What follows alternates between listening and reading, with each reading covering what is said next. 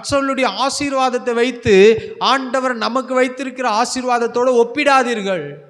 சில மனுஷன்களாம் ஒருத்தவங்களோட கம்பேர் பண்ணி பேசினா பிடிக்காது. நீ நான் அவங்கள மாதிரி பண்ணுறனா, நீ யார் அவங்கள மாதிரி பண்ணத்துக்கு சொல்லத்துக்கு கேள்வி கேட்போம். நீ அவனை மாதிரி படினா அது வராது. படிப்போ சில வேலைகளோ சில ஞானமோ ஆண்டவர் நமக்கு என்ன கொடுத்துருக்கிறாரோ அதான் வரும். நம்மளை மற்றவங்கள பார்த்து நீ முட்டாளு, நீ அறிவாளி இல்லை எத்தனை தடவை சொல்லினா ஆனால் ஞானிகளை வெட்கப்படுத்தும்படிக்கு தேவன் பைத்தியங்களை தெரிந்து கொண்டார். ஆண்டவர் ஒரு மனுஷனை உயர்த்துவதற்கு படிப்பை வச்சு இல்லை. அந்த நாட்களில் படிப்பது நல்லது, ரொம்ப அவசியம். அதிகமாக படிக்கணும், அதிகமாக பண்ணணும். படிப்பு ஒரு மனிதனை மேலே கொண்டு வந்துடாது, கிருபையும் தேவை. எத்தனையோ பேர் படிச்சிருக்கிறாங்க, ஆனால் படித்தவங்க எல்லாம் நல்ல வேலையில் இருக்கிறாங்களா? கிடையாது.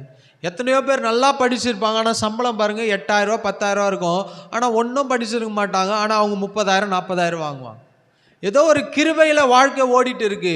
இன்னைக்கு ஆண்டவர் நம்மை ஆசீர்வதிக்க வேண்டும் என்றால், இந்த புதிய வருடத்தில் ஆசீர்வாதமாக இருக்க வேண்டும் என்றால் அவர் கூட இருக்கிறார். ஆனால் கூட இருக்கிறவர் சொல்வதை கேட்டு செயல்பட வேண்டும்.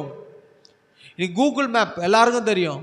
அந்த மேப்பு சொல்லத்தை என்ன பண்ண கேட்டால் சரியாக காமிக்கிற கூகுள் மேப்பும் உண்டு.